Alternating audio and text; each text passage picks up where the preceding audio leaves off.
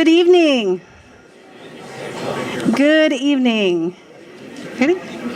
We have a packed house. If there's some empty seats near or around you, if you could, scoot, or we got a lot of people standing. Thank you for your patience. We're looking to see if we have any additional chairs we can bring in, so just bear with us. But welcome to tonight's candidate forums. I'm Sandy Chapin, Membership Development Coordinator for the Greater Kokomo Chamber of Commerce. Tonight concludes our candidate forums for this year's primary election on May 7th. This event tonight is sponsored by the Kokomo Perspective, the Kokomo Tribune, the League of Women Voters, and the Greater Kokomo Chamber of Commerce. This evening we'll have two sessions. In the first, we'll hear from candidates for Mayoral Republican, and the second session, candidates for Mayoral Democratic. So thank you all for attending tonight's event. Thanks to the candidates for your participation, as well as candidates from last week and your participation. I'd like to now introduce Peg Harmon, President, League of Women Voters of Hamilton County, as our moderator for tonight's event. Peg will explain the format for tonight's forum and hopefully get things started in the right direction. So thank you, and thank you, Peg.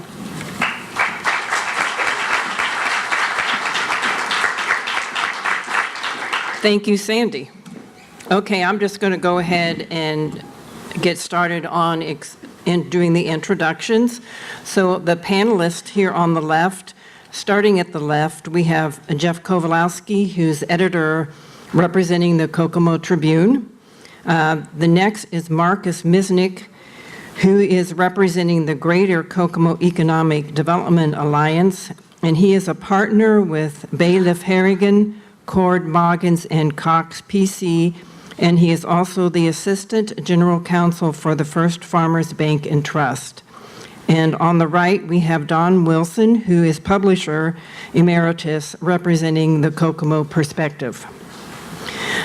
On the right, we have our two Republican candidates, and starting with Tyler Moore on the left, and with Richard Stout. I am going to go over the procedures for the evening.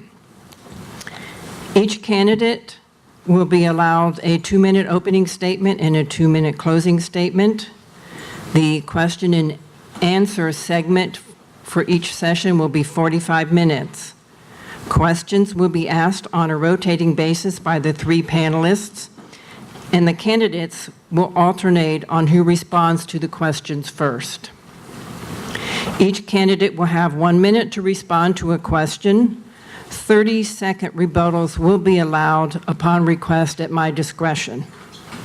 The panelist may, at his discretion, ask follow-up questions based on a candidate's answer, or may ask for clarification of an answer from a candidate. All questions were generated by representatives from tonight's sponsoring organizations. All questions will be asked by the panelists. No questions will be asked by candidates or by the audience. The event will be videotaped for unedited rebroadcast on KGov. The League of Women Voters will serve as timekeepers, and our timekeeper is over here, and she's holding up her signs. So she'll do one for your 1-minute questions, a 30-second, and a stop. In the same, yes. And I would like to remind everyone to please silence your devices. And with that said, we'll go ahead and get started, starting with our opening statements. Tyler Moore. Okay. Thank you, Deb. Is this on? Here we go. You lean in. Yes, thank you to the League of Women Voters, the Perspective Tribune, and the Greater Kokomo Economic Development Alliance for hosting the event this evening. But most of all, thank you to everyone here. I mean, it's very encouraging and exciting to see such a great turnout. I mean, to see so many folks involved in this process. I mean, obviously it's an exciting year for all of us, and again, to see so many here involved and engaged and interested in what we have to offer and what you'll be hearing is very encouraging. It's also nice to see so many familiar faces, but for those that don't know me, again, my name's Tyler Moore. I'm the oldest of 5 children. I was born in Huntington, Indiana, but moved here to Kokomo with my folks the summer I turned 2. and have basically called Kokomo home. Again, I'm the son of Dick and Margie Moore, and we have Moore Title and Escrow here in town, and proudly serve the community through our services there. I'm the proud father of 5 amazing children, and I'm married to the incredible best friend in my life, Ann. They apologize for not being here. As many of you know, it is the beginning of the Easter Triduum, and tonight's Holy Thursday, so they're at church, so they apologize for not being here, but hopefully are praying for me. But no, it's the opportunity that I've been given is exciting. I've had the pleasure of serving as your county commissioner for the past 10 years, and I think with that in mind and that experience, I bring a unique perspective to the mayor's office, and obviously the relationships that I have there, both personal and professional, with the county elected officials will be very beneficial. And I'm just looking forward to the evening sharing thoughts and ideas with all of you. So thanks again. Richard? I'm Richard. I'm Richard Stout. I was born here in Howard County at St. Joe Hospital, 1949. I'm 70 years old. I'm married to a beautiful woman for 32 years. Her name's Wanda Stout. I got a son. He's a gospel singer, country western gospel singer or whatever. And his name is Paul B. Allen Stout. And I got a daughter, Crystal Gale Sparks. And I got another son, his name's Timothy Adam. And I adopted a girl named Melissa May. And I'm running for mayor, which you all know. And I'm concerned about what you guys want, not what I want. I would like things to happen the way I want it to happen, but it's going to take the people that makes the decisions for the mayor that's going to make things go. And I won't get voted for unless you guys vote for me. New at this, and I'm proud to be a Howard County person. Like I said, I've been here 70 years, and I've never done nothing except probably raise a little hell as I was growing up. And I've been lucky. I've never been arrested. I'm clean. I don't take drugs. I go to church, but sometimes I still cuss. And I'm only human. I'm not perfect. There's nobody perfect except Jesus Christ. And he's the one that's guiding me through this tonight, because without him, I'm nothing. I'm done. Thank you very much. Okay, we will start our questions with Jeff. And then Richard, you'll be the first to answer on this question.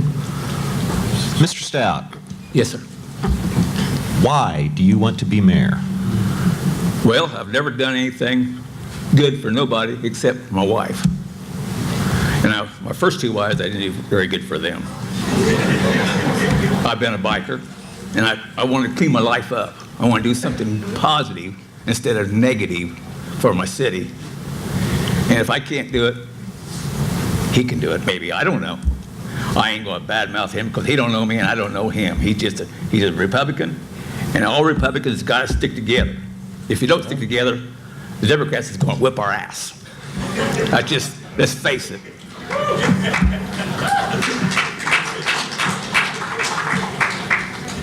I don't know if I got much more time or not, so I tell it like it is. I'm truthful. I don't lie to nobody, because you tell one lie, you got to tell another lie to get out of that first lie. And why lie? Just tell it like it is. If they like you, they like you. If they don't, they don't. That's the way I look at life. I think that's all I got to say. I'm sorry on that question there. Same question to you, Mr. Moore. Why do you want to be mayor? I've always had the desire to serve. I've been raised to have a servant's heart, and I honestly believe that God has blessed me in many ways with talents and resources, more than I deserve.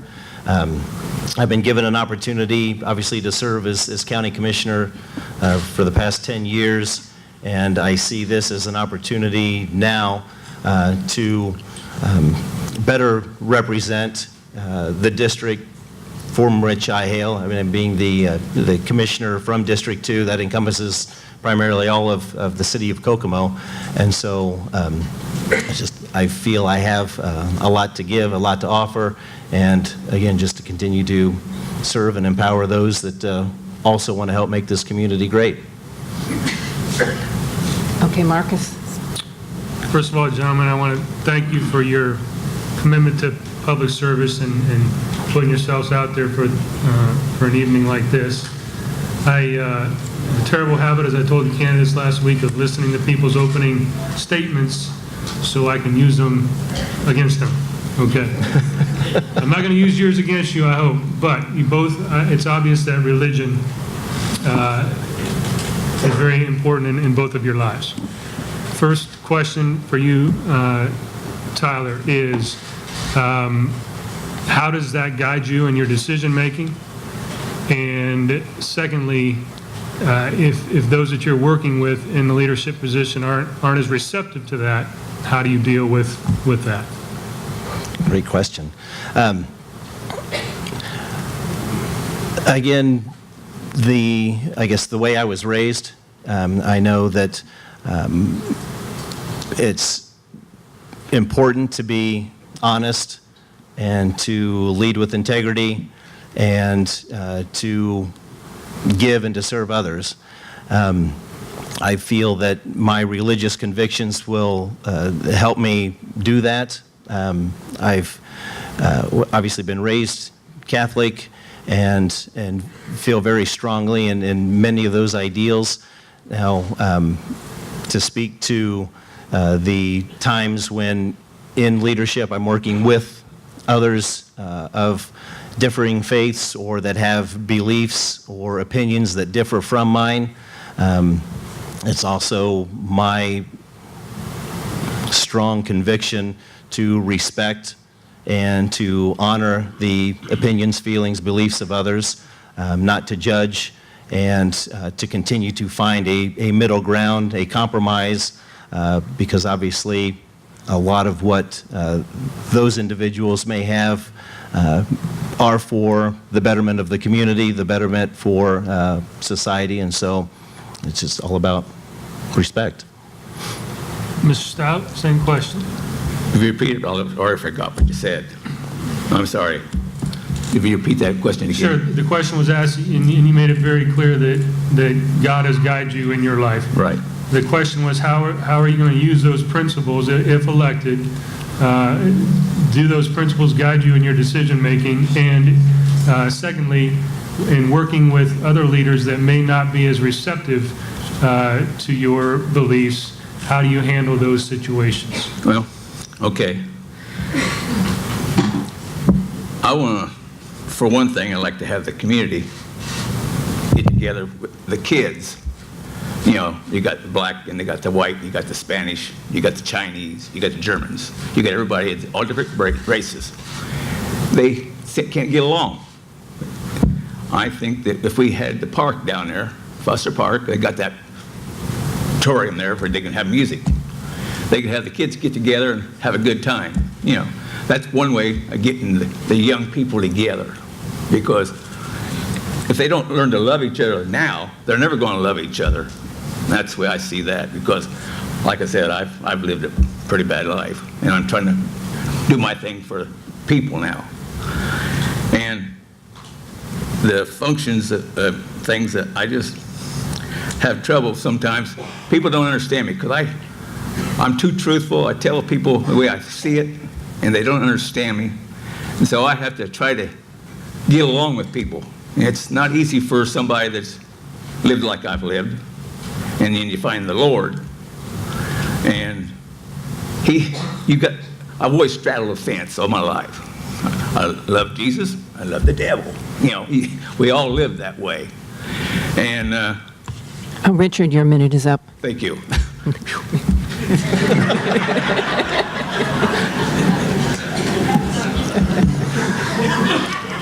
You get to answer the next question first, so.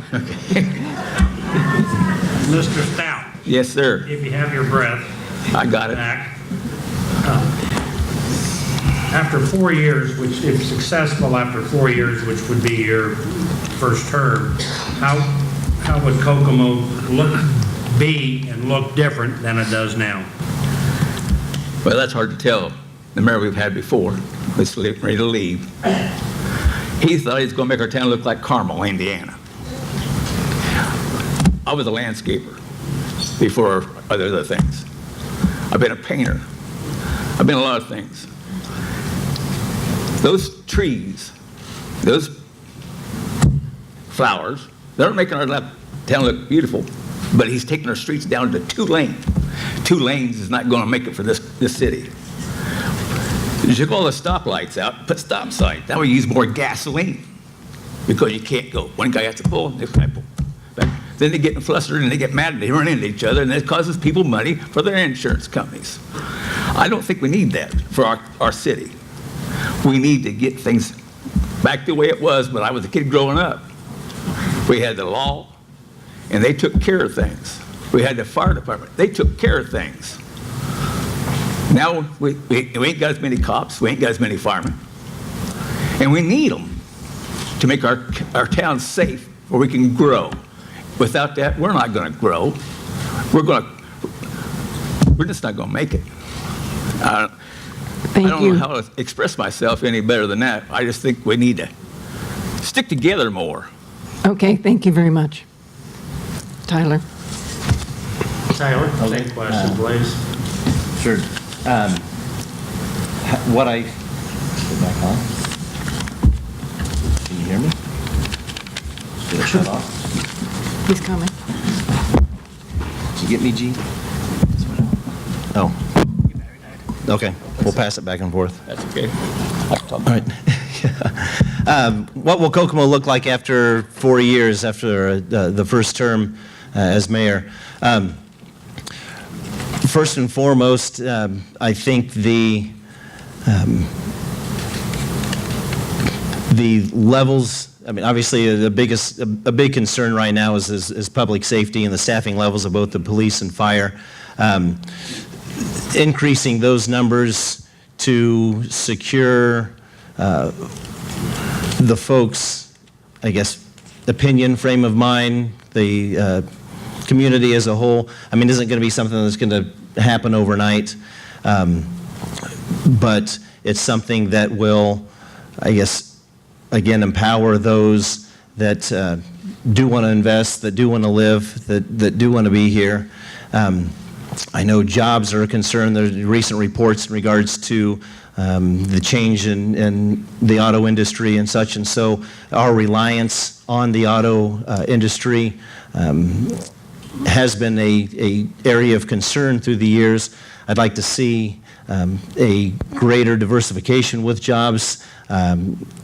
Early on in my announcement, I mentioned the possibility, or looking into the possibility of a industrial park, something that's shovel-ready, that has sites, depending on those areas that are available that site selectors have not been able. I'd like to create opportunities for that. With a past performance of 10 years, you said, on the council? I'm sorry? Been on the council 10 years, the county commissioner? Commissioner? 10 years.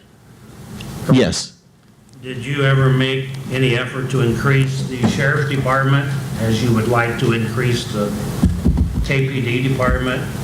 Or have you made any effort to create small fire stations in any of the outlying areas like West Middleton or Chippendale, places like that? Well, that's I guess the beauty, if you will, of county government. The sheriff being an elected official, we as commissioners give him the authority that statutorily he has to run his department as he sees fit. And so with that, we respect his judgment and make sure that by way of either policy or encouragement through the county council, that he has the resources to support what he feels has been adequate staffing and coverage for the areas within Howard County. And so that's something that I would do as mayor as well, that I would allow the police chief to work with me and provide what he feels is adequate staffing, adequate coverage, and if that means increasing the number of police officers that are available in the community, then we work with the county or city council in order to do that. So I guess roundabout way to answer, I have not done anything specifically to help the sheriff's department, the township firefighters, because they themselves, the sheriff being elected, and then the townships that receive the tax money for the fire coverage, just to allow them to lead and to provide the resources that they see fit. 1 minute. Is that good? Is there a rebuttal? Yes. I'll put the- You would like to rebuttal? Okay, 30 seconds. Well, I've been around and talked to the fire department, the people, and they tell me what they would like to have. They like to have a little more money because it's a dangerous job. And I talked to the police department, and they ain't allowed to talk. Because I tried talking to the chief of the police. I left him my telephone number, and he never got back with me. I wanted to know what I could get the people, what they want. And he never got back with me. I went out to the sheriff's office, and I tried to talk to the new sheriff. And they act like I was a common criminal. And I went to shake the lady's hand on the inside. No, we can't do that. I'm thinking, what is this? I'm here to be friendly. Okay, thank you very much. Do people hear me? This ain't no good either. I guess it is now. Okay. Mr. Moore, drugs are a big problem in Howard County. They're a big problem in Indiana. They're a big problem across the country. What can city government do, if anything, to fight back against our local drug epidemic? Well, I think increasing the police presence is one factor. There was a time that Kokomo was looked at as one of the premier cities to serve, and so the pool of applicants for the police force was considerably larger than it is these days. So I think increasing, working with the police department and through city council to increase the police presence will help deter a lot of that. But outside of addressing the problems with the city, I mean, do a lot of what's already in place. I mean, there are many public-private partnerships, there's organizations, there's resources within the hospitals. Obviously, the recent creation of Turning Point for assistance. I mean, there's a number of resources, so I see the city, primarily the mayor's office as well, to continue to foster those relationships and to use those resources as they have. And So your solution is to increase the police department. How many more police officers do we need to curb the drug epidemic? I don't know that even the police force themselves would have an answer to that. The epidemic is exactly what it is. I don't know that I can honestly say I don't know that there's a specific number. I've not seen reports that having so many police officers per 1,000 residents in a population has been effective in reducing a specific percentage or amount of drug activity. But I do know that increasing its presence will help deter that. Well, that's interesting because you've talked about the police staffing in a couple of your answers, but you haven't told us whether you believe that we need more police officers and more firefighters. Yes, I believe we need more police officers and firefighters.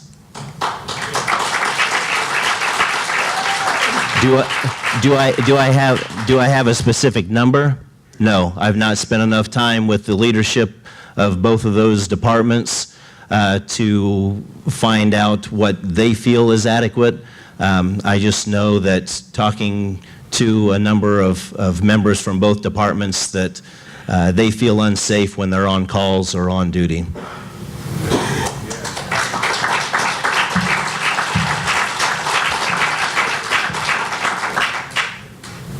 Mr. Stout, same question. Okay, I got it right here. That's one thing I did look into real good.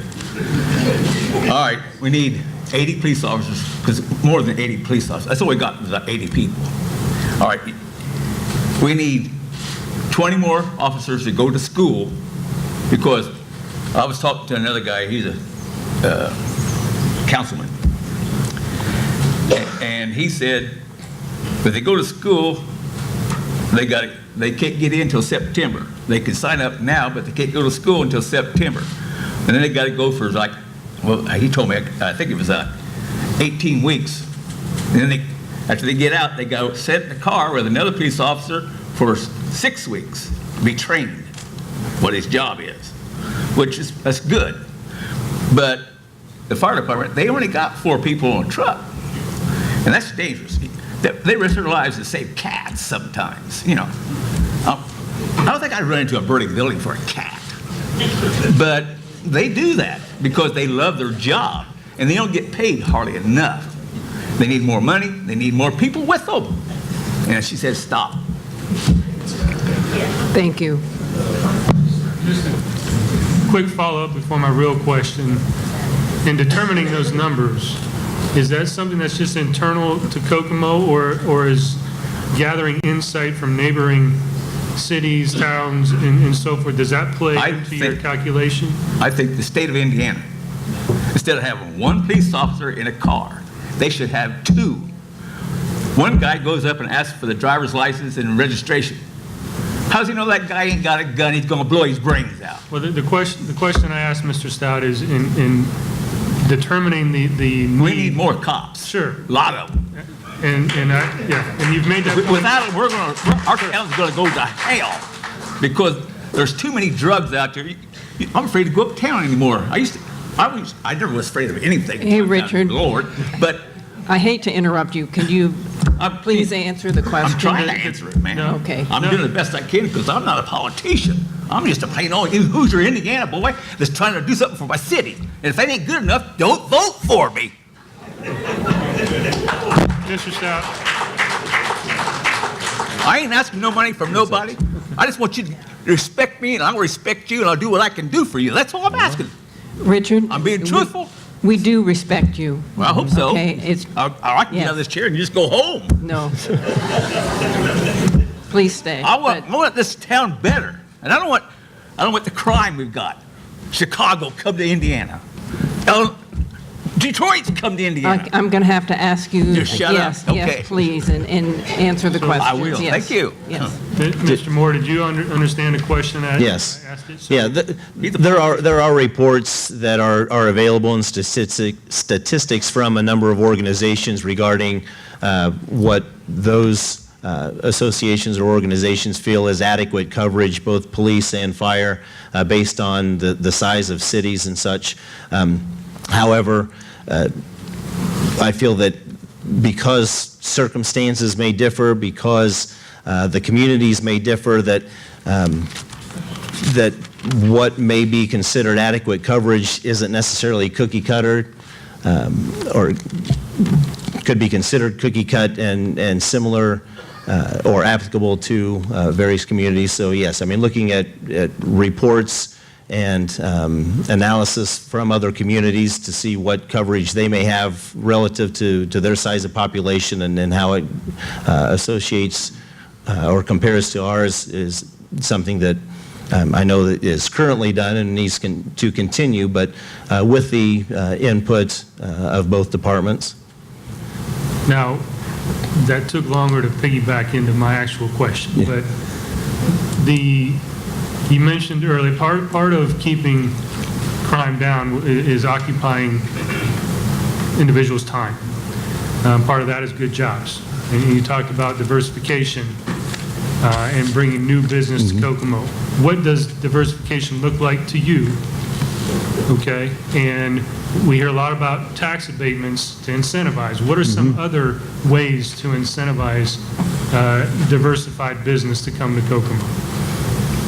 So is that your actual question? That's my Yeah, actual okay, so question. that would actually start with Richard to answer. What? I don't know how to answer that question, to be honest. And I don't want to say any more than I've already said about something I don't know what I'm talking about. I'm not going to be up here saying something I don't believe in. I'm sorry, sir, I cannot answer that question. Let this man here, he's a politician. I'm not. Do you, Mr. Stout, do you believe that it's important to bring? We need more different- jobs. I talk to people about they got a factory out here, it's Delco. Oh, you can't put a factory out there building cars because it's condemned. The ground's no good. You got a building they tore down with a factory, and they can't do anything with it. They have to move 6 feet of dirt and put new dirt back in before they can build anything on it. That's what I've been told. I don't know if it's true or not. I just listen to what people tell me. Just like when I go around my neighborhood. They tell me, we don't like to go uptown because you can't drive your car without breaking your tires. Because they got them bumpers sticking out everywhere. You can't stop. You can't go. It's things like that. That's like I'm saying. That question is a good question. Honestly, I can't give you a straight answer, and she probably could say stop. So, I'm just being truthful with people. If you want me, vote for me. If you don't, hey, that's okay. I'll go fishing. Mr. Moore, same question. Okay. Obviously, I truly believe that quality jobs bring quality people, and so a lot of the initiatives that have been done to establish a great quality of place have been successful. I mean, Kokomo is a great place to live and to work, but I think as folks look to Kokomo, that the initial look would be, or the initial draw could be and should be jobs as well. And so to diversify that, obviously being heavy in the automotive industry, if there's the opportunity to look to suppliers, obviously the emphasis on electric cars being on the horizon. There's a lot of components that go into that. So again, if there was, if the initiatives for some type of industrial park or the emphasis on even the Inventrek incubator to entice those that may be providing parts suppliers, and then to look regionally. Thank you. Sorry. If I understand this right, Mr. Stout. Yes, sir. and Mr. Moore, you want 2 policemen in every car. Yes, sir. And unless whoever you appoint as police chief tells you we don't need more police, I want to get rid of them. no, I'm sorry, Mr. Stout. You want to add policemen. I want police I'm officers. talking with Mr. Moore right now. Okay. Just me or him? Unless the police chief you appoint says we don't need any more policemen, you're going to create more policemen, correct? I thought If- you said that if- in your earlier answer. So because it's my belief that we need a higher level of police, if the police chief that I would appoint feels that the staffing levels are adequate, that would I still impose upon them to add? Well, obviously, I would respect his judgment. The conversation that I would have regarding the size of the force would not be limited just to the police chief. I would like to think that whoever I do end up appointing would be of like mind and practice of me. But again, if the discussion, if the analysis, not only with the police chief, but with the union and others feel that the staffing is adequate, then I would respect that and not add. But I guess what I'm hearing from those. More policemen, you both of them are fired. How are we going to pay for this? I mean, Is that a follow-up to me or That's to a Rich? follow-up to you and then to Mr. Stafford. Okay. Or would you guys go for a volunteer fire department to save money? I would answer that, but you let Go me. ahead. Okay. I used to live in Amboy, Indiana. We didn't have a fire department that got paid. The county bought us a fire truck. And when the siren went off, if we was at home, we would get in our vehicles and we would go to Amboy. I lived in North Grove. And we would go to Amboy and get on the truck. By the time we got everything all ready, the pumpers and everything going, by the time we get there, the house is done burned down. They don't get paid nothing. It's all volunteer. Here, you do that here, you're going to have the same problem. They're going to say, man, they want me to go out here and risk my life for nothing? Nah, ain't going to happen. Mr. Moore? Go for it. Which part of the question? Okay, how would we pay for it? And would you support a volunteer Yeah. fire department to help pay for this? Yeah. Ironically, with that question being asked of the city council candidates last week, and I know a number of folks weren't here, that going through the budget, the current city budgets actually allocate for a greater amount of both police and fire. And so how we would pay for it, I mean, obviously work within the existing budget numbers that already account for an increased number of both of those departments. So rely on the budgets that have already been passed and that I would be confident would continue to be passed by the new council. As for a volunteer firefighter department, the volunteer fire departments in the townships are second to none in Howard County, and even those in Galveston, and because they're relied on quite a bit to assist in coverage. But I would not be in favor of a volunteer fire department within the city of Kokomo for a number of reasons. One, I doubt that either hospital or Chrysler would want to wait longer for volunteers to show up Okay, to assist in a that's 1 fire. minute. Thank you. Thank you. Would it surprise you too to know that we have more of our firefighters out of county under volunteer fire departments than we do in the city? Does that surprise me? Surprise you too? No, it doesn't surprise me. It's okay for them to live under volunteer fire department, but not the rest of the city. You may answer that. Yeah. It is. They do it because they love the people in their neighborhood. They do it because that generates of their heart. They don't do it for the money. They want them people to live and have a nice home to live in. If you can't stick up for your neighbors, then you ain't nothing anyway. I know I was a fireman. I helped them. I know. Thank you. Mr. Stout. Yes, sir.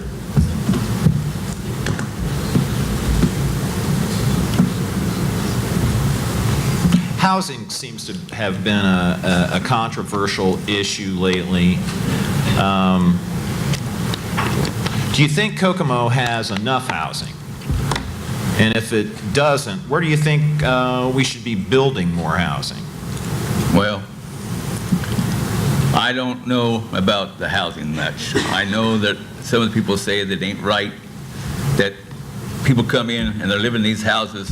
They just took down a bunch of houses and tore everything up, put new houses back up, and they're living off the government. I'm like Trump. If you don't work, you don't deserve it. If you don't pay your taxes, you don't deserve it. You ain't getting nothing because you ain't putting out nothing. But if you get all this free stuff, that's what the communists want everybody to have. I'm not a commie. I serve my country, and I'm done. I can't say no more. I get talked. I can't go no more. Okay, good. Mr. Moore, is housing needed in Kokomo, and where do you believe, if you believe it is, where do you believe the housing should be focused? Well, Housing is always a concern, but I feel a lot of the initiatives now with development, not only within the city, the city's infill program, not only helps strengthen those neighborhoods, but the areas that are currently under development. Obviously, there was a time when housing starts were down, so it's been encouraging to see them increase. So the continued development in the south as well as the west side, I think is also encouraging. But So you support the city's infill program right now? The big, absolutely, yeah. Being part of county government. Yes. Any time that an individual, whether it be the city or county or private developer, can acquire property, rehab it, and get it back on the tax rolls is a benefit to every municipality. So yes, any efforts to provide additional housing only grows the tax base and allows us to provide more services and the municipalities to do more with its resources. thank you.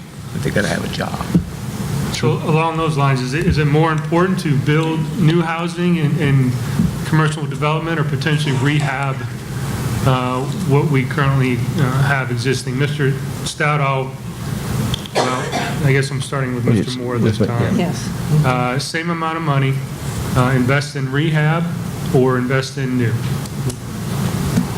As private developers or as the city? As the city, to improve our city, to improve the city downtown, what's more important, new development or rehabbing the existing development?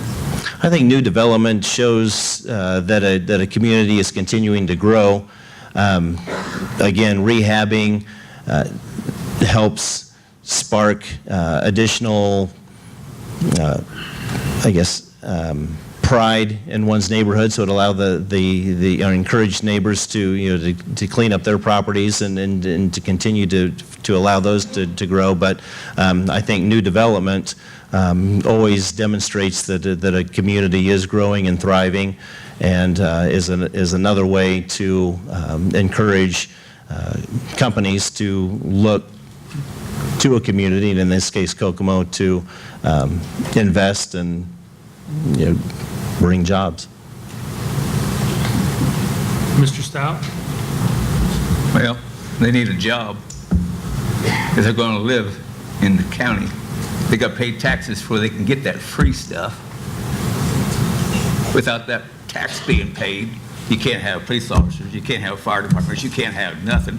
So, Mr. Stout, Taxes is going to go up. let me ask it this way. If I gave you $1 million, would you spend that invest that $1 million in new development, or would you take that $1 million and rehab our existing infrastructure, downtown buildings, neighborhoods? What would you prioritize?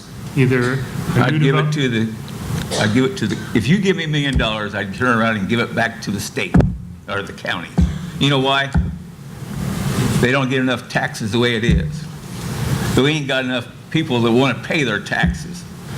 I'm guilty of that. I had to open my own business, and I didn't claim all my money. I got cash. Right. I didn't. I don't want to. I'm just being honest, man. Well, sometimes, And you don't probably want- not the group to be that honest and. Hey, that's the only way, sir, I know how to be. You tell the truth, and this truth will set you free.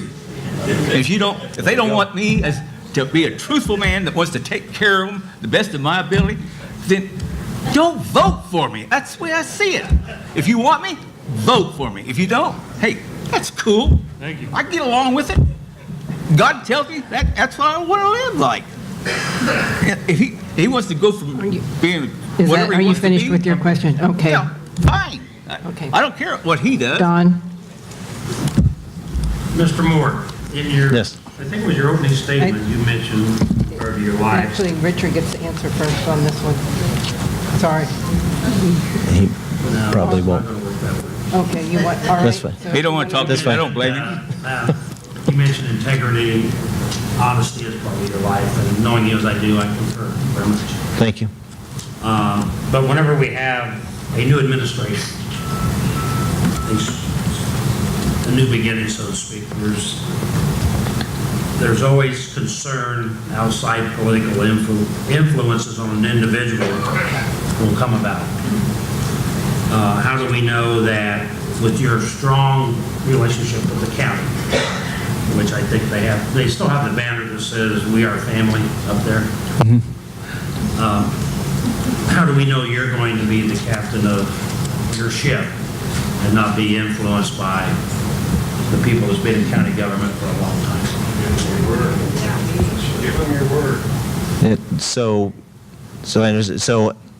how can I allow everyone, I guess, how can I assure everyone that I'm not going to be influenced by outside political or other elected officials? What I'm trying to get is that if, I kind of know where you're maybe going. poorly, but if you're elected, How can you trust, the yeah. county won't have more influence over you than what they should.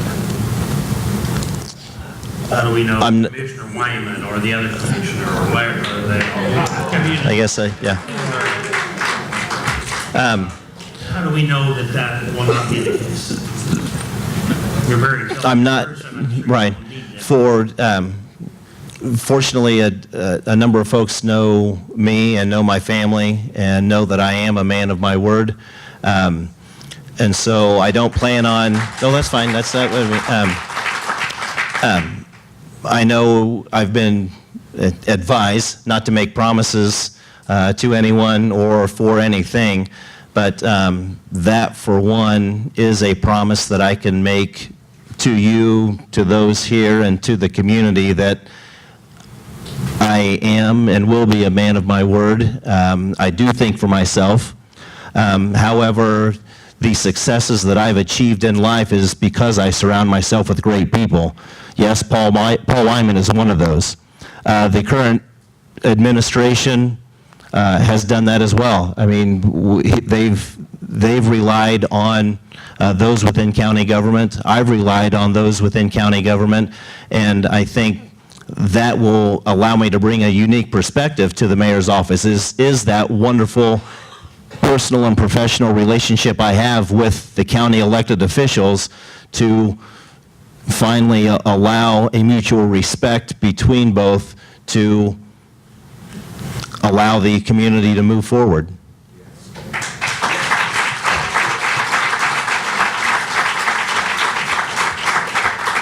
Mr. Stout, same question, but how will we know that the police officers and the firemen that you seem to want to add to create more safe community wouldn't have a dominating influence on you? Because I'm not easy to tell to do. I tell them. If they don't listen to what I say, I've been a boss. I tell people to go to work. If they didn't go to work, I'd have my wife sneak around and check on them. She'd go out, she'd find out they wasn't working. She'd say they ain't working. I says, fire them. I let her do the bad job, and I just hired them. If you got people out there that ain't doing their job, and they want to tell you that they ain't going to do it because you ain't doing what they want, they got to go. That's just all there is to it. Just like, if you people don't want me, I got to go. I want to serve my people. I want to serve my God the best I can. I'm not perfect, like I said. I want this town to be the best there ever was. I would even be your mayor for nothing. Now, take that to the bank. If you don't want me, that's fine. Pay this man, because I don't want to take the money. If you don't think I can do the job, then I don't need paid. That's just the way I am in life. My dad says, you work for every penny you got. He's dead and gone. And Okay, I believe Richard. everything he said to me. Yeah. And I'm sorry. Thank you. And my wife, no I'm problem. sorry. If I humiliated you, I'm sorry, baby. Jeff, you want to go ahead? Okay. I think we have time for one more question. Okay. Mr. Stout, I'm going to start with you. I'll make it short and sweet for you. Okay. Give us one unique Richard Stout idea for the city of Kokomo. Nobody else has talked about it. This is your idea.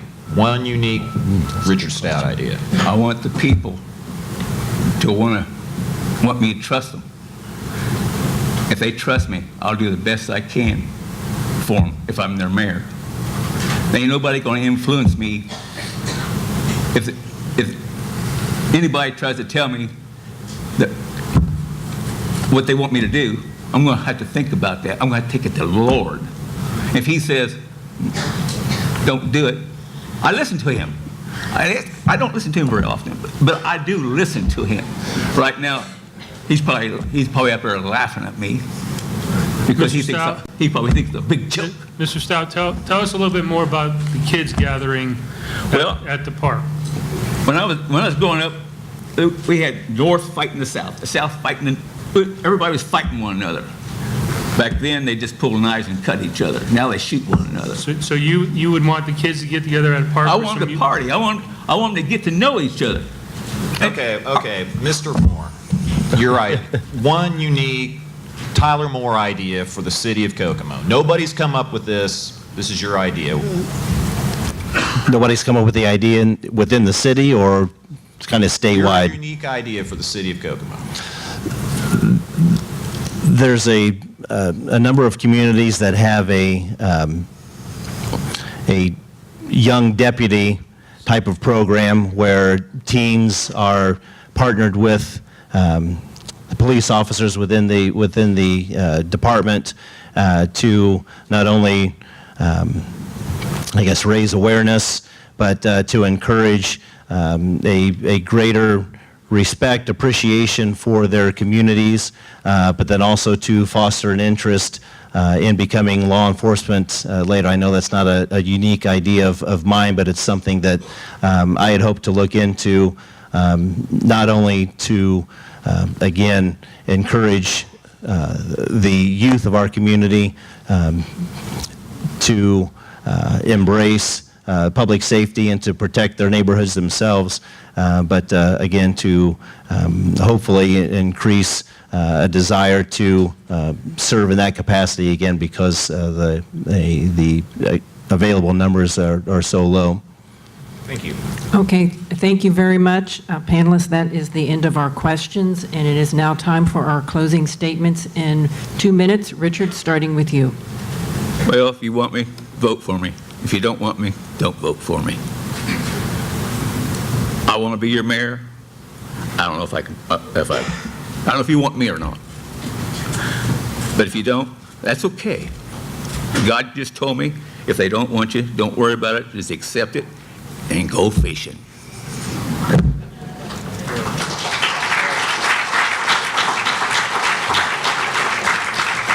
Well, I want to thank the League of Women Voters, the Chamber, Perspective, and Tribune for hosting tonight, and once again thank everyone for being here and expressing their interest and desire to learn more and be involved in the process. It's going to be an exciting year. I know I mentioned that in my opening comments, but for more reasons than one.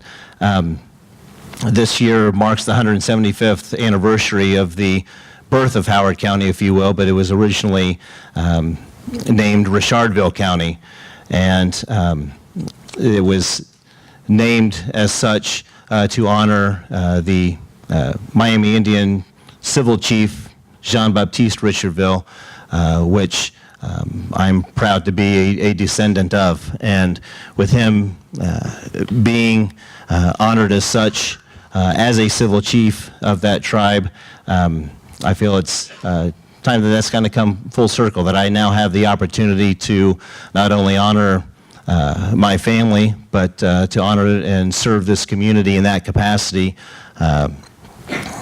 And again, as I mentioned, the unique opportunity that I bring with the relationship that I have within county government is one that I am very proud of, and that I will continue to foster. And it's just that desire to serve. I mean, I have been blessed with many talents, many resources in my life that I'm really ready to share. And I feel that God has called me to serve in this capacity. And so with that, I'd appreciate your vote come May 7th. And my name's Tyler Moore, and I'm ready to be your next mayor. Thank you.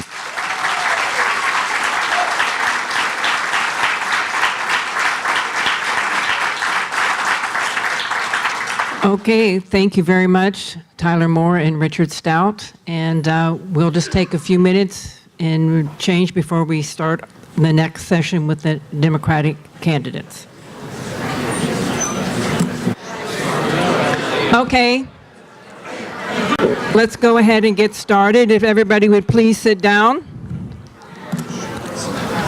Okay, we now have our Democratic mayoral candidates, Abby Smith and Kevin Summers. Welcome.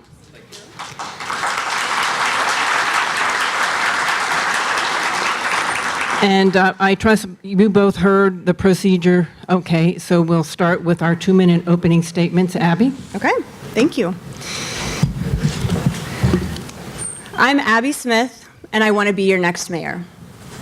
I'm running because I've spent my career in community service, seeing connections that should be made, connections that would make people's lives better. When this opportunity came up, I knew it would allow me to leverage the resources needed to make those connections, so I took it. You came here to find out what kind of leader I am and how I would approach the job of the mayor of the city of Kokomo. I believe in our ability to come together and work hard to face the challenges before us. I believe this because I've seen it time and time again. From leading city, county, school, community, business partners in recovery efforts from a historic flood and 2 tornadoes, to creating a shared goal to get our kids ready for kindergarten by day 1. I know we are capable of doing great things when we work hand in hand. I believe that together, we can build a team that takes Kokomo to the next level.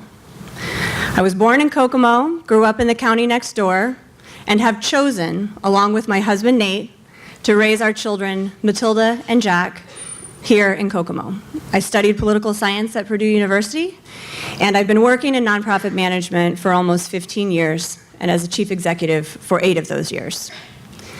That means that I have the experience to simultaneously manage staff and work in partnership with a board, or in this case, a council, to move an organization and a community forward to create positive change that makes a real difference in people's lives.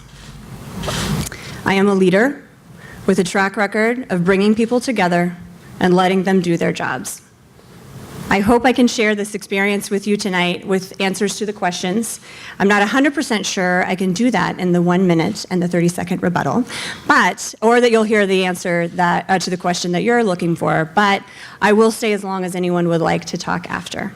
I want you to leave here with absolutely no doubt how I would lead this city. Thank you.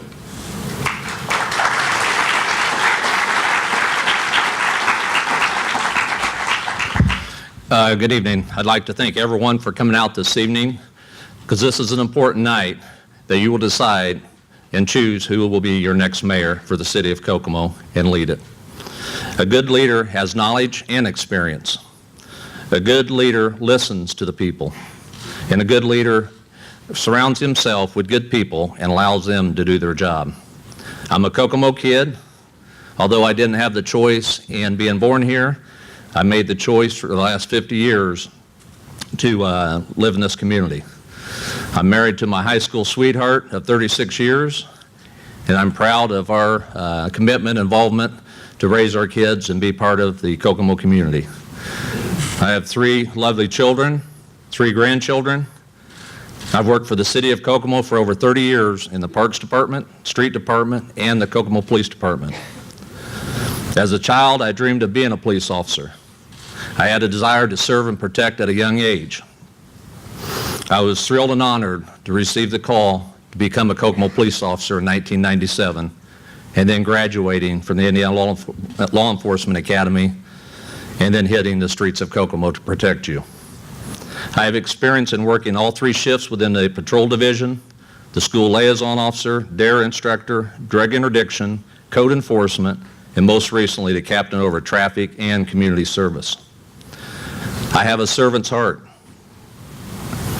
I have pursued this passion by serving you in many civic groups, youth programs, and local boards. I am not new to public service, as I've been elected on the Kokomo School Board and 2 terms as a city councilman, and I'm proud to say my commitment to you is I had perfect attendance in those 8 years.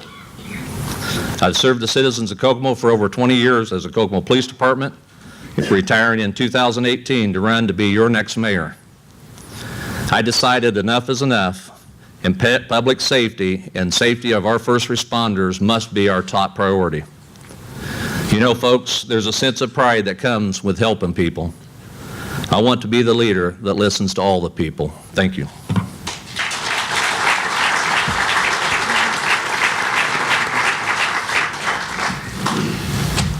Mr. Summers, Yes, sir. Howard County's health rankings are horrible. But even more troubling than just how poor our health is compared to most of the rest of the state is the racial disparity component. In Howard County, in Kokomo, black kids are more likely to live in poverty and be poor than their neighbor white kids. Why? And what can the city do about this? Good question.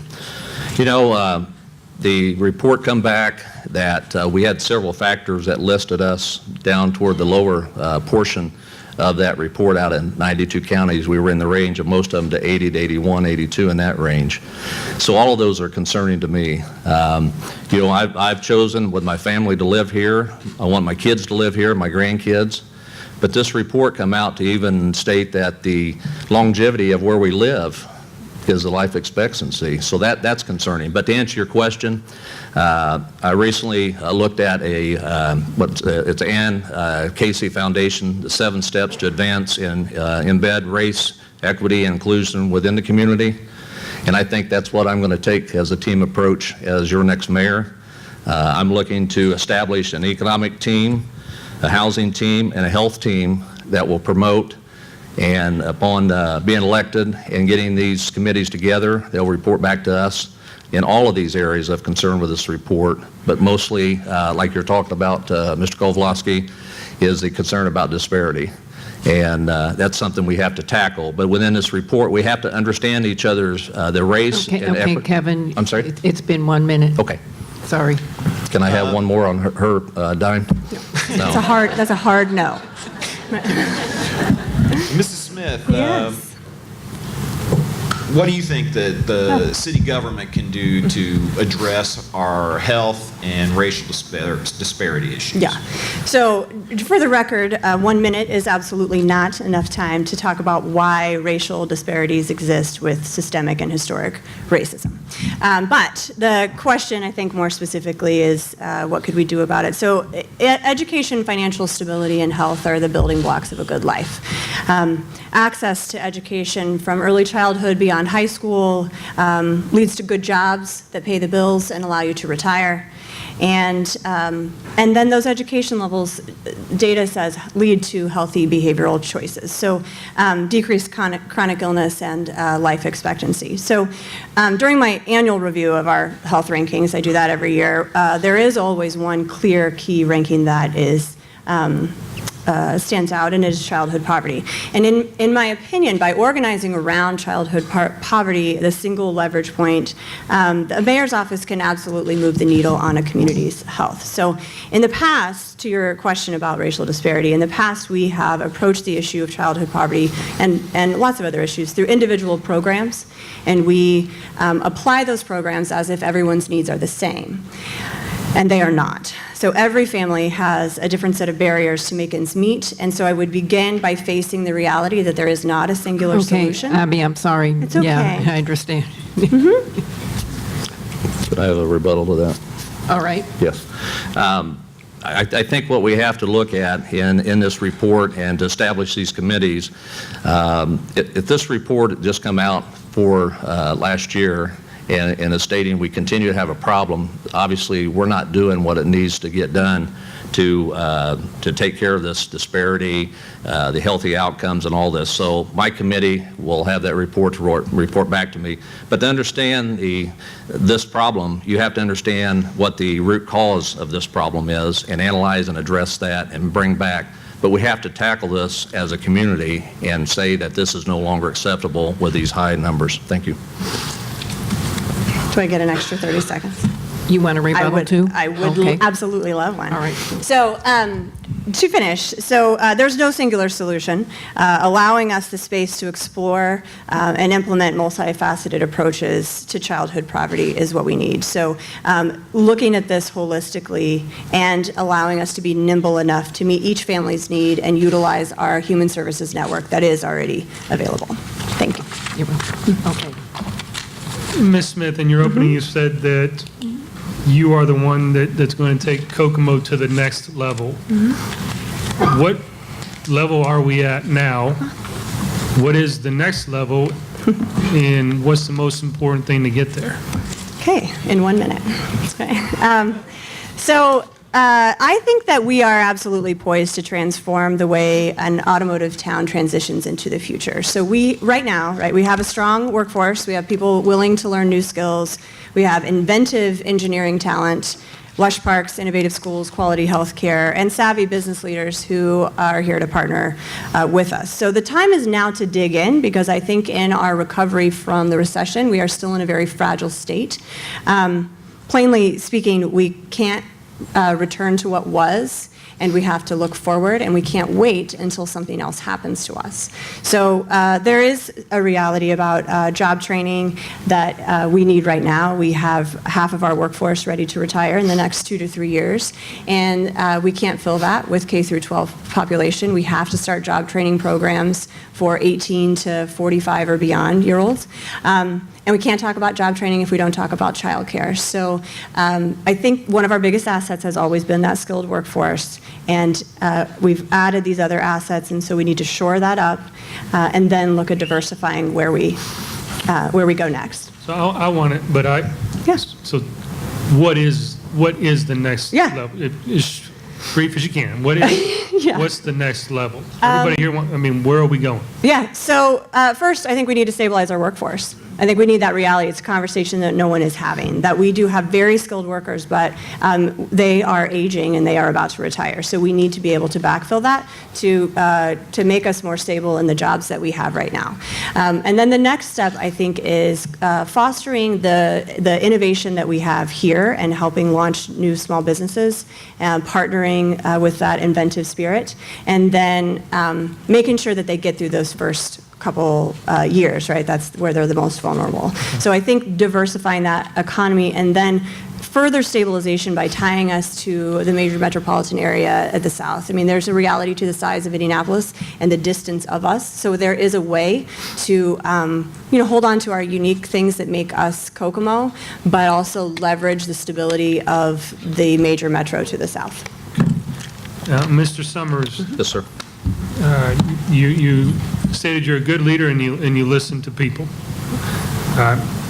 Tell me, how do you plan to involve us in your decision-making process? Are you, as a collective community or a specific? Collective community. Do you have any plans to make sure the voice of your people is heard in making your decisions? Most definitely. As I've been out in the, talking to the voters and going door to door, we are at a transition point that the concerns out in the community, and some will not acknowledge this, but we're going to own it, is the fact that our roads and the condition they're in, the low staffing levels throughout the whole city administration is low, from police to fire to ASME employees to non-contractual, to the crime and the drug problem that we've got here. You know what? You can't fix anything if you don't own it, and that's what my goal will be, to make sure to attract businesses and families that want to live here. We have to be able to come in and correct some of those problems, and I look forward to additional comments on that. Thank you. Do I get a rebuttal? No. Okay. Yeah, no, I don't. No, okay. No rebuttal. Right, no. Mr. Summers, Yes, sir. Wait a minute. No, there was two separate questions that were asked. Okay. And she addressed, and Mr. Summers, I asked him a question as well as a separate question. So there's no need for a rebuttal. You don't want each candidate to answer the same question? No.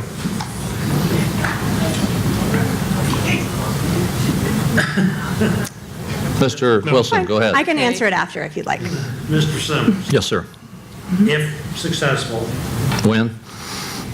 when, Oh, when, okay. how will Kokomo look and be different after 4 years of your first administration? You know, I think the top priority is the safety of our community. And when I take the office January of 2020, we'll have a staffing level that I believe sets a standard that we need within our community here and all of our employees for the safety and security of each one of our residents and our businesses to make sure of that.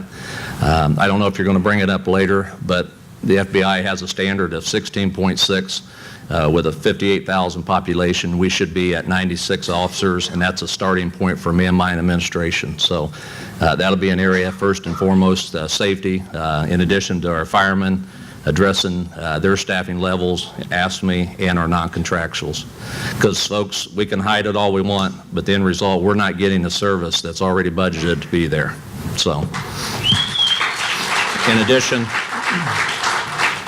to that, we're going to tackle the overdose.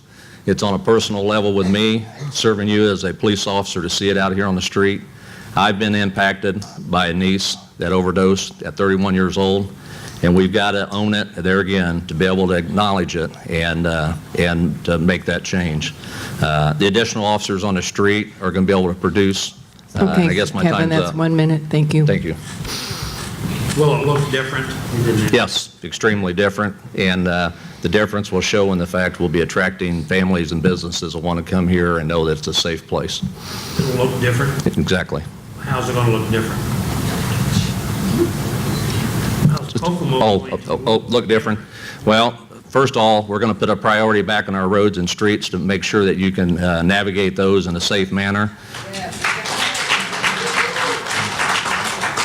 We're going to address the bump outs and the medians, although some want to make the statement that Kevin Summers' administration is going to come in and take every one of those out. We're not doing that, folks. However, the cost is in the initial application of the underground utilities and the application there to go in and reduce some of those, and I hope I have the opportunity later, but at least in my closing I'll have it. 5 areas of concern is south of Markland on Home and Apperson, Madison and Apperson, west of on Markland Street will Okay, be the thank you top very much. priorities. And then my wife has made a special request that Jefferson and Washington be taken care of. Okay. So, Abby? All right. So the same question, how will Kokomo look different? Yes? Same question. Okay. So I think it's not about different as much as it is about forward and what's next. So if we base everything on what was before, then we miss opportunities for growth and dealing in the reality that we have now and where we're going. So I think that, I am raising my family here, and we like the things that are here, and we like the direction of growth that Kokomo is taking. And in my work, I'm always concerned about making sure that every family has the opportunities that they deserve. And so it would look different in hopefully providing more of those opportunities and financial stability to more families. The development that we've had downtown is exciting, and I would like to see that happen in more neighborhoods. So people naturally cluster in different areas. And so if you think about the north side, a lot of people go to Martino's, and how is that connected to that neighborhood, and how is it connected to another gathering spot? If we think about the south side of the city, you've got Scoops and that area there. So trying to expand those to where people are naturally gathering. So that would look different. I have the stop sign, so. Okay, Jeff, and then Abby answers first. Yeah, I got that one. I got lost when there were 5. I was when there was 2. Okay. I asked this question to the others, and I want to ask you this one too. Can you give us, Mrs. Smith, a unique, only Abby Smith would come up with this proposal idea for the city of Kokomo? I have like 4,000 of those. Yeah, so I feel strongly that the families and the people here are the strength of our community. And my particular leadership style is one that listens to a lot of different points of view and sees how that we can match these pieces together and leverage off of one another. So specifically, I do believe in job training for 18 to older adults, right? So there's no cap on that. And no one else is talking about it that way. So I'm on a work-based learning team and trying to help families stabilize in the job search, and by the time they get the job or they get the training, and try to connect them with childcare and get them through that first 90 days of any job before they fall off, because it's very difficult when you start a job and you don't have the gas money to get there, you don't have the equipment that you need those wraparound services to even make it, to day one. So leveraging those and trying to tie those together is something I think in the mayor's office I would be able to do. Mr. Summers, a Yes. unique Kevin Summers, only he would come up with this idea. Well, I'm going to look for opportunities that we can engage our local police officers in a mentoring program that actually brings them on a weekly to daily basis and give them the opportunity. I was fortunate and blessed about being on the Kokomo Police Department and starting a junior police academy along with Sergeant Bruce Rood. And that has paid great dividends as we've had those kids come back and come up to me and other officers that partake and did that academy.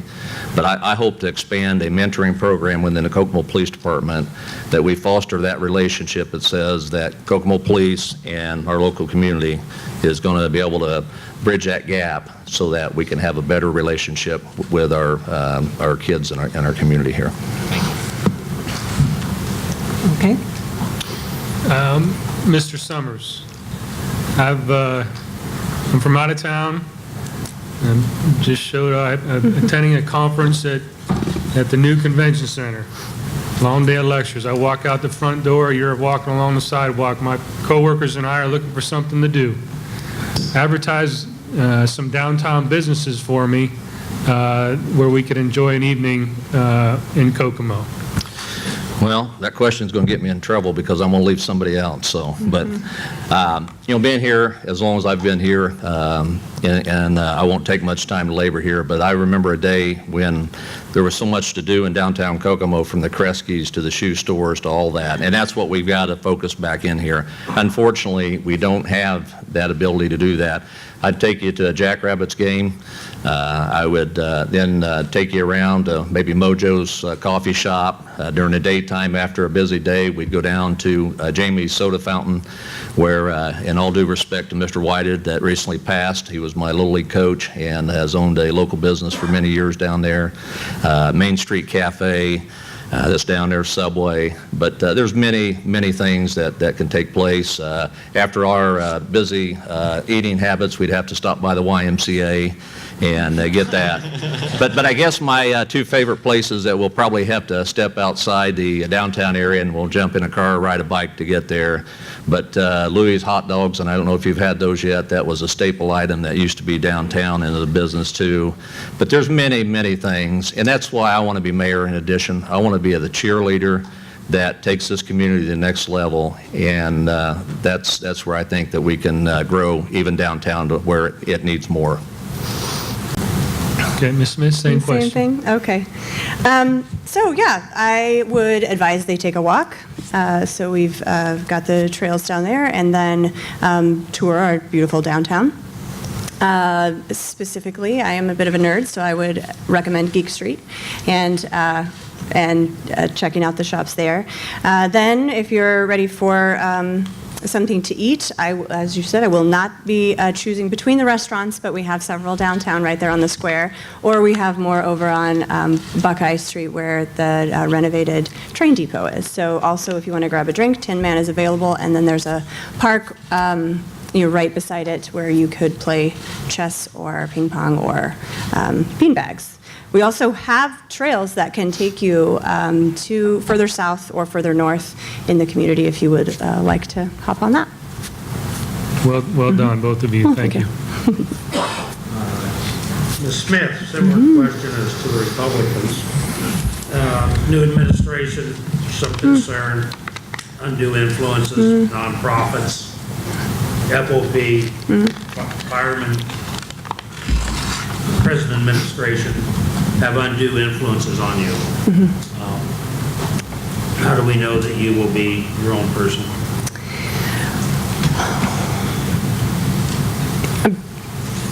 Pretty sure I have been my own person since the day I was born. My dad is back there, and he could probably tell you that external influences are not what guides me. It's what's inside. And I have a track record of that. So when you work with me, what you can find is consistency. You will get honesty, you will get the truth, and I will listen and discern. I have experience coming into 2 new organizations as the chief staff, assessing, listening, learning, and guiding those organizations through change. Change management is something that I've experienced as an executive and led people through both staff and a volunteer independent board. Furthermore, we've entirely changed the business model and done that through reflective community conversations. So beyond the administration of the organization, talking to citizens and working through an active citizens advisory committee. Kevin? It's a good question, Donnie. I made this full commitment to you, the public, back in December 13th of 2018. And if anybody knows me, although I try to be a peacemaker in a sense of being a policeman, but I try to get along with people. Sometimes that gets me in trouble because of the fact, if you're being nice to someone, then all of a sudden it seems like they want to take advantage of that nice person. But I chose December 13, 2018 to be your next mayor. I was not going to be subjected to anyone or anybody to be transparent. And when I left and retired, after 20 years of service to you, I chose to take it to the next level so that I would not be subjected to anybody or anything, and I could be fully committed to you, the taxpayers.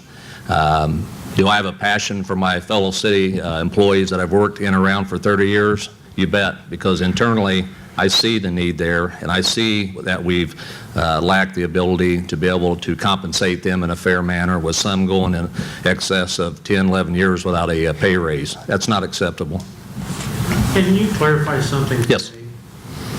When you said you were going to take out some of the bump outs and narrow roads and all that, the road diets, I think they call it. Yeah. What was your position on that when you were on the city council and on the, traffic? You were Correct. Traffic. Yeah. Yeah. Did you support those, or were you? Well, what I looked at, Donnie, is the ability, some of these, as you see, I've not commented on all of those. I looked at that time, I believe it was the time frame of IUK, the not reduced lanes like we've got out on Markland Avenue, where the mirrors are touching each other there in that capacity. But in front of IUK, I felt it was safe, and at that time, looking at that road diet project, that we needed some smaller lanes maybe to reduce the speed down there and help with that. And being an officer and being on the traffic commission, I understand that. But we've just taken it, my granddad used to say it the best, everything's probably good in moderation, and we've exceeded that. So just to answer your point, I looked at South Washington Street as ability to help in that. But even at that, those roads aren't as narrow as what we're going to now. And so that project I supported. And there may be something that's done, in the near future that if it's feasible for our drivers to be able to navigate around town and not have the complaints and issues and the safety concerns and the damage to their vehicles, then I would be all right with it. But that time, you didn't support all of the? No. When you were on the council? You didn't support all of it. I think at that point, Donnie, Yeah, narrowing of the river. right, I think IUK might have been the only project at that time, because I come off, as you know, I come off the council in 11. So I believe that might have been the only one that they, now, I could be wrong, but I think that's the only one that I recall us doing. And like I said, I was in agreement because of the issues with the students crossing across there, so. Thank you. Rebuttal? Yes. It was the same question. Support all of it on the United. That's not my rebuttal. It was to the original question about how do we ensure that you won't be influenced by external sources. So a couple things. There's a difference between being nice and go along to get along and being professional and consistent in your interactions with people, and I would consider myself the latter. Also, I think you came off the council not in 2011.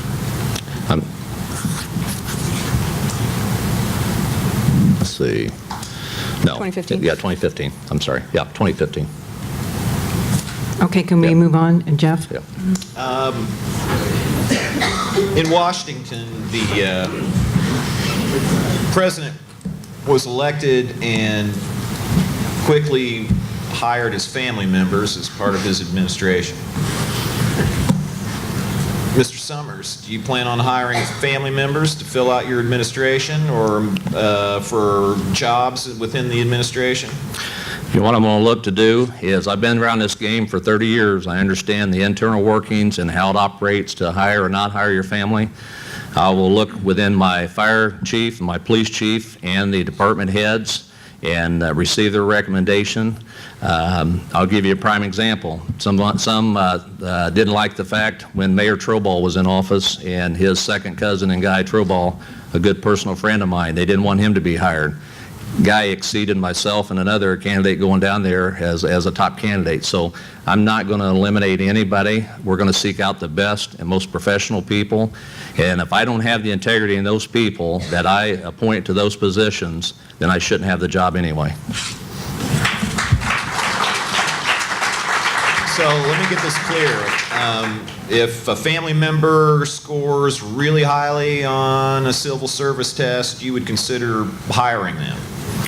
Well, if you were my family and you scored real high, I'd hire you too. So with that answer, I'm going to hire the best qualified, capable candidates and leave that up to my department heads. Mrs. Smith, you going to hire family No, members? I'm not.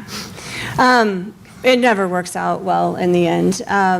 You know, it might be a different story if I had family members who had technical training and who are already working for the city. I might, you know, evaluate that case. But the reality is that anyone hired, you know, based on or even the appearance of nepotism degrades the integrity of the whole. And I believe strongly in that. Okay. So no.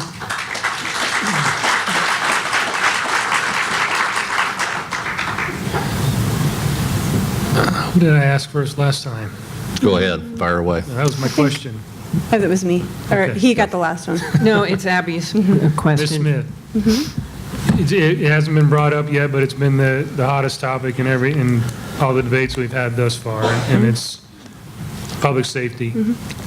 And it's been brought up, but how do you go about evaluating the current numbers in relation to the current crime level in determining whether or not we do have enough force? And if we don't, how do you determine how many more individuals we need? Okay, thank you. So there are several methods to determining appropriate staffing numbers for police. So you could have per capita, you could have crime rates, or you could have budgeting. But the reality is that none of those dig deep enough into to be effective. So when patrol officers spend close to or over 60% of their time in response to calls for service, the rest of their time is spent in a mindset of response, regardless of what their other duties are supposed to be. So that's not a criticism of officers in any way, but it is an explanation of the burnout that you feel. And so I think increasing patrol levels and increasing patrol ratios relative to sworn officers directly benefits city taxpayers because proactive community policing paired with other successful interventions can reduce crime. So 80 sworn officers with approximately 40% eligible to retire in the next couple of years, a competitive market, a waiting list at the police academy, extended onboarding time for the industry is not currently an adequate amount for Kokomo to have. The public safety field has changed significantly in the last 15 years. And if we're... Thank you, Abby. Okay, that's fine. It was a good stop. You're welcome. I just was returning that for you. Same question. question. And is it, again, is it an internal discussion? Obviously, it's going to be very near and dear to you, but at what point do you go to neighboring cities and communities to evaluate their numbers in relation to, or you don't? I guess it's up to you. What is Right. your plan? Well, thank you, Marcus. You know, I think for us, I want to protect our community for the necessary amount of officers, working with all of our employees, like I stated earlier, but specifically with law enforcement. As you know, it's near and dear to my heart. I'm the only candidate that has this experience up here to be able to go out on the street and experience and know that it's not acceptable to hear on our scanners, and most of you listen to it, to say that we have no officers available. It's not acceptable to be out on the street before and not have a backup for those officers. So with that said, I'm going to evaluate, as our community, the needs, and I stated earlier, FBI is one that does the stats and looks at an average for our community. They're looking at 96 officers that we should have as a starting point here, and we'll continue to reevaluate that. But come January 1 of 2020, we will have a restructuring plan that's going to automatically put more officers back on the street for your safety and all of our safety when it comes to that. I have a rebuttal. Yeah, so as I said, 80 is not enough, and I agree that the net number needs to be higher. The question is, how? So the things that I mentioned with retirement rates in the next 2 to 3 years especially, but even in the next year, we have to get very aggressive with our hiring and onboarding and our benefits package and our talent attraction from other communities. We have to get very serious about that right now, or we will be in trouble in the next couple of years. Can I follow up with that? Rebuttal to the rebuttal. What? Yeah. Yes. Is that allowed? Just to make you folks clear, as was stated earlier tonight, and it's accurate, we can't get enough applicants. If we're going to look just to hire new officers, it has to come internally, and that restructuring plan with me and my chief is going to put those officers directly back on the street for you. We're going to pull them out of the administrative office areas, and you're going to have those individuals working to protect you immediately, in addition to going outside and looking at lateral transfers that are officers already in other communities, as we've recently done. That gives us the ability to get them on the street a little bit sooner. But we are not going to put the officers, it'll take us too long to try to go out and be the only thing recruiting. But I will make it that's it. effort Thank that you. you'll have officers on the street come January of 2020. Thank you. And that's within the budget currently. Who's that, Mr. Summers? Sure. Yes. Many candidates have made proposals, and maybe you have, with hiring many more officers and firemen and changing roads and stuff, that would inflate our current budget. I'm not saying you are, but many have. And I can't imagine, with all the work that you're going to do and all the people you're going to bring back, that can stay within our budget, but I will take your word for it. How are you going to, or are you going to see that we do not have a tax increase Well, in our taxes? Yeah. You know, Okay. we pay enough taxes now, and I hope both of you pay your taxes. I did. yeah. And always on time? So, Always on time? Yes. Always on I have a time? mortgage, so. Good. what's that? Always on time? Well, I'm sure, like everybody else, Donnie, I don't know. I mean, I would assume that it has. I mean, I don't know. Is that a question that's, More of a, just a, yeah. I would assume you have. Well, Ready for- well, you can probably see if they're current right now, and I can advise they're current, but I don't know what happened 5 or 10 years ago, so. Question. Yeah, so go ahead with your Answer the question. question. Raising our taxes. Okay, currently, we have an $80 million budget that is for 2019, and by the figures, unfortunately, back in 15, 16, 18, there was a correlation in between the amount of officers and firefighters that used to be in the budget line items when it went to the budget, as I served on there to recorrect Ms. Smith's thing, from 2008 to 2015, we had a line item that said specifically how many police, fire, ASME non-contractual people correlated with that budget. Well, I couldn't find there on the 19, but I believe that it's probably going to be, and from what I've been informed, is somewhere around 96 officers, and probably it's going to correlate with the other one. So to answer your question, Donnie, the money's already there. You're just not getting the service, and we're taking that money and utilize it for other pet projects.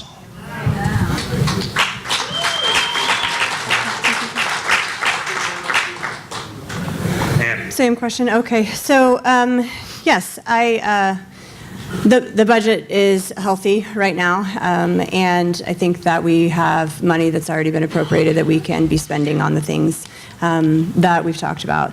So what I think is important to keep in mind is development, or no plans are linear. A lot of it has to do with timing. So I think that it is good to keep your options open within a budget.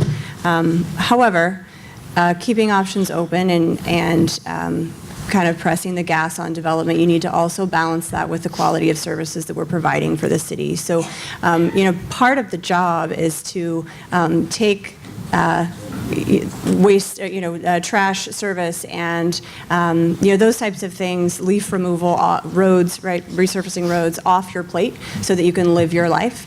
So I think that if we make sure that we are delivering on the quality of service, and then we can try different projects, I would be happy to do that. But flexibility is important. Thank you. Within the current budget. Okay, we have 8 minutes. Okay, well, I got a quick question. Mr. Summers. Yes, sir. A potential Republican candidate this evening said that his economic view was people follow jobs. The current administration and the focus on our economic development funding has been the other way around, that jobs follow people. What is your philosophy? Where do you come down on economics? Well, what I've heard is that X amount of people follow the jobs, and X amount of people, do the, like you're saying, the opposite there. I believe that we need to attract the good paying jobs. I believe by making an attractive community where people are safe, where they can drive on good roads, where we have the amenities for the families that want to move and live here in your community, I think that's what's going to help to attract it. And I think the current administration is just the opposite there, and that's their vision and goal. But I would rather attract the jobs and get then draw the people in with that. So unfortunately, because sometimes when we do the opposite, we don't always attract law-abiding citizens either. And I think what we do is sometimes that creates problems for us too. So I would rather beautify our community with good roads, good safe community, and good paying jobs, and attract those people here to work. Because as most of you know that's in the business sector here, we have roughly 8,900 folks that leave our community every day after they've worked here and went back to another community. And in exchange, we have about 5,000 that comes back to our community that lives. That's an imbalance, and therefore we need to redirect that. And if the vision of the current, maybe we just need to change that and go a different direction then. So. Ms. Smith. Same question. So I think that we often get into this or mentality where we have to choose one or the other, and we create false choices for ourselves. So in this case, I would say it is an and conversation. We need to change from or to and. We have a nice community, and I got a job and wanted to live here, so I followed my job. But in certain industries, the jobs follow the people. If you have a qualified workforce, then they will come to you and invest in your community. So I think if we keep thinking this way, that it's an or conversation, then we're going to miss more and more opportunities. But if we approach it from a different perspective, that we can do both while managing resources responsibly, then we'll be more successful at the end. Thank you. Just a rebuttal. I think, Jeff, your question is valid in a sense of a prime example of a candidate up here that followed a job to come here. And I think that's a prime example of what my response was, that, we potentially can do both, but I think if we have the right amenities, the right setup, because we only have to look no farther than 30 miles down the road to see what Westfield has done. And if most of you folks have been around here over the years know that that was a stoplight at one time, but they chose to the theory, if you build it, they will come. I want to build this community. It's safe, clean, and have the ability for you to get around here. And we're going to bring people that are going to want to live here and invest in Kokomo and make our future brighter.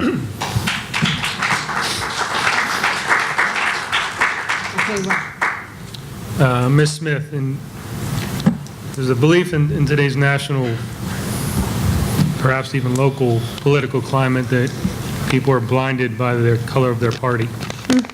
And they lose sight of the individuals and the people that have ideas. In my military career, I was privileged to work for and serve with incredible leaders and didn't care where they came from, what party they were, when we followed them into war. Are you a leader of people? And if so, why? Yes, in short. And the why is because I believe that you hold the answers to your own destiny. And I truly believe that my calling in life is to empower you to reach your full potential. It's why I choose the jobs that I choose, and it's why I'm running here. I have experience doing just that. So through really all nonprofit management work, but especially the most recent one, you absolutely have to work with every single stakeholder in the community. And really, there's no better example than our 75 and 5 work. We have 40 organizations co-adopting that. And it's because that goal is reflective of what the community said they wanted. And I found stakeholders of all kinds and brought them together so that they can drive change forward. And then the follow-up to that, what if that change is not popular with your particular party? Well, what's right is right. And I think that if you are being reflective of what the community wants, then you have to hold true to what you said you would do. And in my experience, if you are truly being reflective of what the community wants, then you've already included your stakeholders or your party in those conversations, and they're already on board.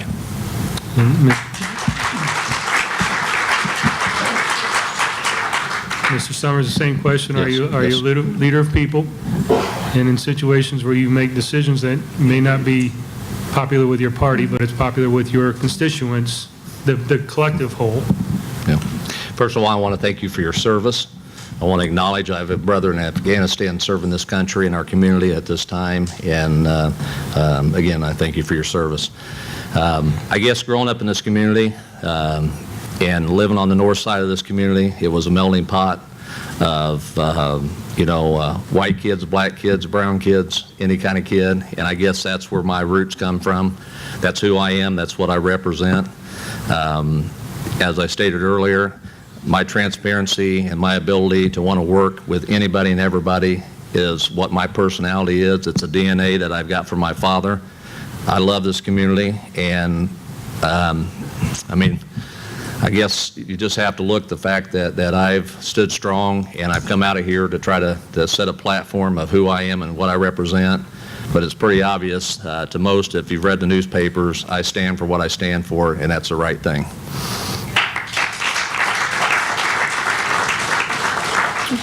Okay, we have time for one more question, Don. Fine. After listening to the last two candidates and now, should I be concerned about driving home tonight? Is crime that rampant in Kokomo? Mayor, No, it's you. You're Okay, first, okay. Kevin. yeah. I hope my house is not on fire because no one's ever going to, do we have any, well, it's raining, it may help it. Do we have any statistics or anything that says that our crime is shooting up, and where do we rank with other cities like ours in Indiana? You know, Donnie, I'm not a stats guy because, as you've seen, we got new software, and that was what was stated why the numbers were high. However, other communities have the same software, I believe. To answer your question, only I and the other officers and firefighters in this community know that the safety is real out there. The safety and concern in the crime that's out there. Okay. Unfortunately, Donnie, it's sad to think that now when we hear in the community, and most of you look at the different social media, when shots are fired, now all of a sudden it's just another firecracker going off, you know, and that's not acceptable. But to answer your question, I don't want to make light of anybody thinking that we can't get a hold of it. But I got to have the right amount of officers, right amount of firefighters, right amount of ASME workers, and the right amount of non-contractuals to serve this community to get it back to where I grew up in it, and know that people tell me out there, Donnie, on the street talking, they don't feel safe here anymore. That's real people. That's not getting up here and fluffing it for the papers or anybody else. That's real, and that's what I have to convey to you guys.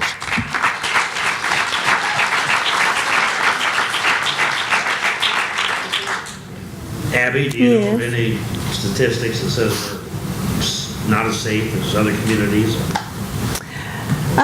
You know, I think, I mean, certain crimes are down and certain crimes are up, and in general, I think that we put too much of the public safety burden on police, fire, and first responders in general. So I think that when we think about public safety, to put that on, 200 people in our community or 250 people in our community is unfair. And the question to me is, what can we do as community members to partner with our public safety professionals, and what we can do to build our own neighborhoods and make sure that we're connecting with our neighbors, that we're watching out for their kids, that we really own our own community and our own safety in partnership with the city with resources in their first responder departments. Can I get a rebuttal of that? If it's a rebuttal to what she said. Right, Yes, correct. it's not, okay. No. There again, I think you folks have to understand that Mrs. Smith's comment about a couple hundred people, but we're budgeted for way more than that. And that's why that we have to say that if we're going to have a legitimate budget from a sitting council that states that we're going to have X amount of officers, that number is going to fluctuate because of the fact we can't put a police officer on the street and hire them tomorrow and get them out there protecting you. They got to be trained, they got to go to the academy, they got to come back with a field training officer, and then they're able to do that on their own for 3 months, and then after a year. So it really takes about a year and a half to get a police officer on the street for you. Okay, thank you. Can I get a rebuttal to that? Yes, go ahead. Even if we Can I get a fill, rebuttal to this? even if we fill those positions right now, it's still, there are 58,000 of us out there, and it's still not their responsibility on their own. All right, it's time for your closing statements, and Kevin, we'll start with you, 2 minutes. Okay. You know, I had a closing statement here, but I didn't get the opportunity.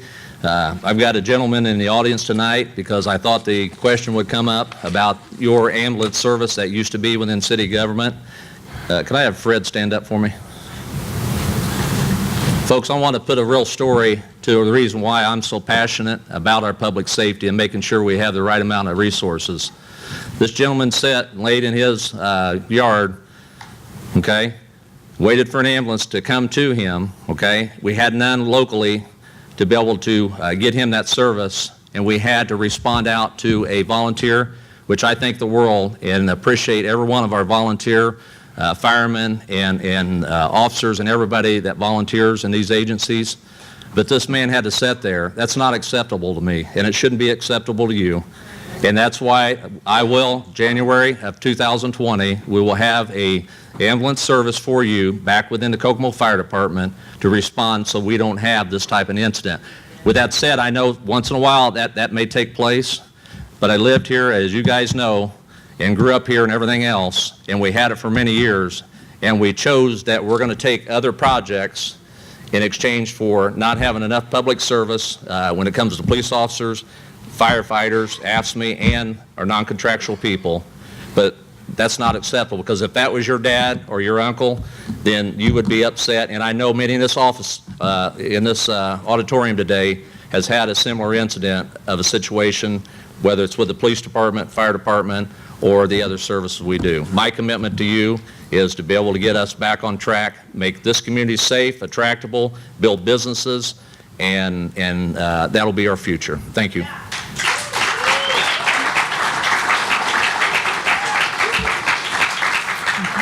My turn? Okay. Like many of you, I've watched the political process deteriorate over the last few years, maybe even decades. I've seen it get nastier and nastier.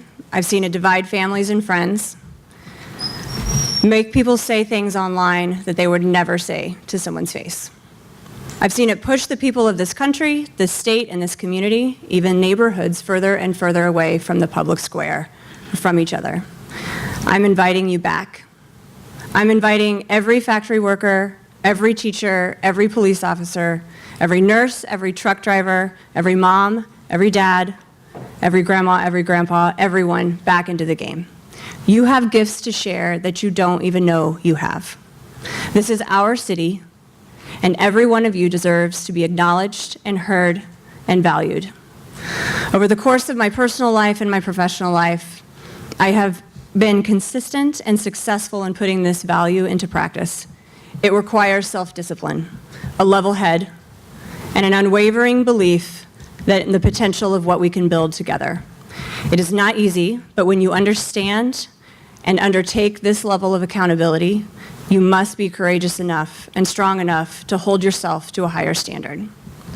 Thank you to everyone for coming out tonight, and thank you to everyone for speaking with me over the last few months. I've spoken with 2,666 of you so far in this campaign. I've walked 73.5 miles of our city. I've heard you say your top concerns are infrastructure, jobs in the economy, and drugs and public safety. Your priorities are my priorities, because I'm a public servant. The people of Kokomo deserve the best. You are hardworking, caring, and humble, and you shouldn't have to settle for anything less than what you deserve. A mayor who ensures city government operates in service to its people. With your support, I will be that mayor. Thank you.